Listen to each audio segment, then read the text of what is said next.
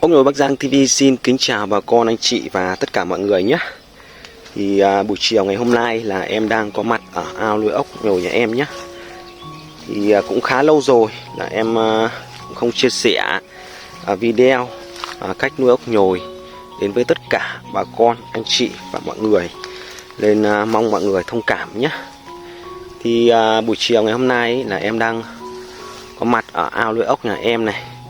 Thì nhân tiện đây là em cũng muốn chia sẻ một chút về cái cách nuôi ốc nhồi làm sao cho đạt hiệu quả, và cũng như là nhiều bác băn khoăn và bảo là ốc nhồi em nuôi mà nuôi mãi không lớn và hay bị chết thì là nó sẽ có nguyên nhân nhé. Mà tại sao mà ốc lại không lớn thì trong cái video ngày hôm nay là em sẽ chia sẻ cùng với lại mọi người là lý do và nguyên nhân tại sao mà ốc nuôi không lớn nhé. Thì ốc nhồi mà các bác nuôi mãi mà nó không lớn là tại vì là ốc các bác thả mật độ nó quá dày nhé.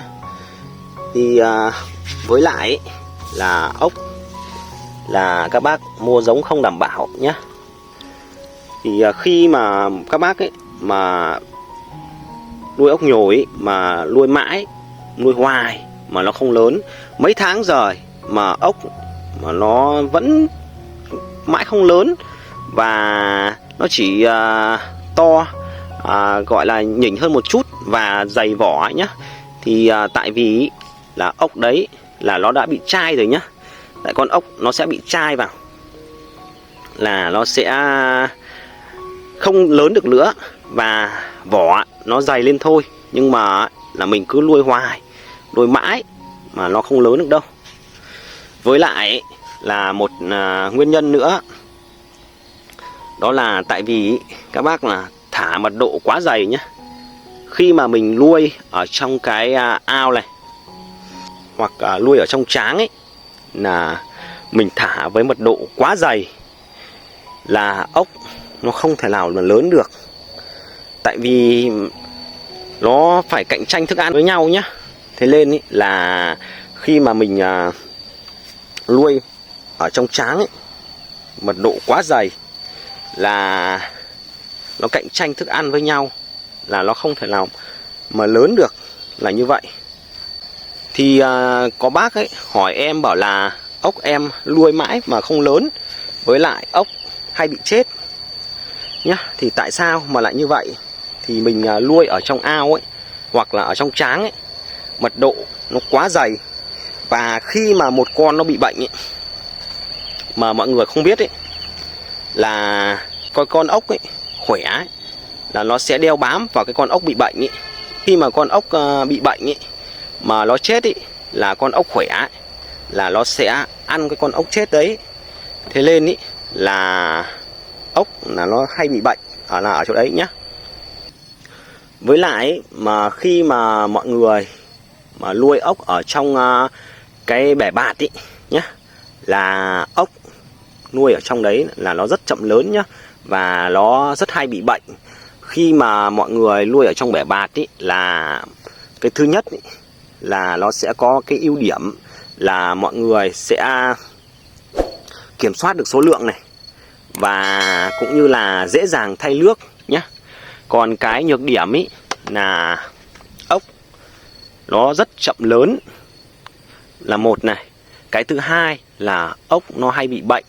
Cái thứ ba là ốc khi mà mình cho ăn lâu ngày và mình không vệ sinh là ốc mà khi mà nó đã có hiện tượng bị bệnh là nó sẽ chết rất nhanh. Khi mà mọi người mà nuôi ốc ở trong ao này là nó có cái ưu điểm là ốc vỏ nó rất bóng nhá. Đây này các bác này, vỏ nó rất bóng và nó rất dày vỏ, chắc vỏ này, và ốc nó rất ít bị bệnh luôn. Khi mà ốc bị bệnh thì là mình cũng xử lý nó cũng dễ nhá. Và ốc khi mà mình nuôi ở trong bể bạt mà nó không lớn, hoặc nuôi ở trong ao mà nó không lớn thì là mình sẽ cần phải làm gì? Cái thứ nhất ý, mà mình nuôi ở trong bể bạt mà ốc nó mãi không lớn ý, là mình cần phải giảm cái số lượng ốc ở trong cái bể bạt đi nhé, và bổ sung khoáng, canxi, giúp cho ốc là nó sẽ đẩy nhanh cái quá trình mà làm vỏ nhé. Tại vì nuôi ở trong bể bạt ý, là ốc là nó sẽ rất mỏng vỏ luôn. Cái vỏ này, cái vỏ ốc này nhá, là nó rất mỏng luôn. Thế nên ý, là mình cần phải bổ sung vôi khoáng vào để cho con ốc ấy mà nó tái tạo vỏ nhanh nhá. Chứ còn nếu như mà mọi người không bổ sung khoáng vào ấy, là con ốc nó không có khoáng chất để nó tái tạo vỏ đâu nhé mọi người. Thì ốc của em ấy là bây giờ là nó đang bắt cặp rất là mạnh luôn này. Thì có bác ấy nhắn tin cho em bảo là em nuôi ốc để ăn nhưng mà ốc toàn bị nổi nghiêng và chết anh à. Và em nuôi ở trong bể bạt. Thì cái thứ nhất ý, là ốc của bác hay bị nổi nghiêng ý, là tại vì cái thứ nhất là ốc là mình cho ăn quá nhiều này. Cái thứ hai là mình không kiểm soát được nguồn thức ăn này. Cái thứ ba ấy, là khi mà có một con ốc hoặc là vài con ốc ở trong cái bể bạt của mình ý, mà nó bị bệnh ý, thì mình không phát hiện ra và mình cứ để nó như vậy ý, là nó sẽ bị chết và thối và nó sẽ bị lây sang con khác nhé. Khi mà con ốc nó bị bệnh ý, là mình phải cách ly nó ra. Nếu như mà mình không cách ly ý, là nó hay bị chết và hay bị hàng loạt luôn nhé mọi người. Thế nên là khi mà ốc có bị hiện tượng ý, mà nổi nghiêng thì mọi người cần phải cách ly nó ra. Cái thứ nhất ý, là để cho nó không lây ra những con khác nữa. Cái thứ hai ý, là mình xử lý là nó dễ hơn nhá. Chứ nếu như mà mình không cách ly ra là mình không xử lý được đâu. Và khi mà mình nuôi ốc ở trong cái bể bạt ý, mà thiếu ánh sáng ý, là con ốc ý, là nó cũng chậm phát triển nhé. Với lại mà mình nuôi ở trong nhà nữa thì là con ốc nó cũng chậm phát triển nữa. Thế nên là mọi người cần phải lưu ý nhé. Không gì bằng môi trường ở ngoài tự nhiên nhé. Khi mà con ốc ấy, mà nó ở trong cái môi trường tự nhiên là nó phát triển rất tốt và rất khỏe mạnh luôn, và nó rất ít bị bệnh. Thường ấy là mình ốc bị bệnh ấy, ở ngoài tự nhiên ấy, thì là do cái thứ nhất là mình mật độ quá dày này, cái thứ hai là mình bỏ thức ăn xuống quá nhiều luôn, và cái thứ ba ấy là mình lâu mình không xử lý cái đáy hồ nhá, mình không xử lý khử trùng và tạt men vi sinh là như vậy, thì ốc nó cũng rất hay bị bệnh. Nếu như mà mình không biết cách chăm sóc là nó thường xuyên là bị bệnh, làm cho mọi người đau đầu, cảm thấy là rất là chán nhé mọi người. Mấy hôm vừa rồi là có thể là trời miền Bắc ấy là nó mưa rất nhiều, là ốc của các bác là có thể là hay bị nổi nghiêng nhé. Thế nên ý, là nhiều bác cần phải chú ý về cái vấn đề ốc của mình nhé. Tại vì mùa này là nó là mùa mưa, nó giao mùa nhé. Thế nên ý, là các bác cần phải lưu ý ốc của mình hơn. Chứ nếu mà mình không để ý là ốc khi mà nó nổi nghiêng rồi mà mình không phát hiện ra, là mình không xử lý, là ốc nó hay bị chết lắm nhé mọi người. Và em chia sẻ thêm một chút về cái vấn đề mà ốc nhồi nuôi mãi mà nó không lớn nhé. Nếu như mà mọi người nuôi ở trong ao này nhé, thì năm đầu tiên là ốc là nó phát triển rất mạnh luôn. Các bác nuôi năm đầu tiên ở trong ao này là con ốc, cái môi trường nó chưa bị thay đổi và chưa bị tác động nhiều, và cũng chưa có cái vi khuẩn có hại cho ốc ấy. Với lại cái khoáng chất ở trong ao mà năm đầu tiên ấy, mà mọi người nuôi là nó rất là giàu chất dinh dưỡng, thì con ốc là nó rất nhanh lớn. Thế nhưng mà nuôi sang năm thứ hai là con ốc là nó chậm lớn đi nhá, nó chậm lớn trông thấy luôn. nhá. Là khi mà mọi người nuôi ấy, là con ốc, tại vì sao mà nó sang năm thứ hai mà nó cứ mãi nó không lớn, và nuôi ấy, mà cảm thấy vỏ nó mỏng đi nhá. Vỏ ốc này,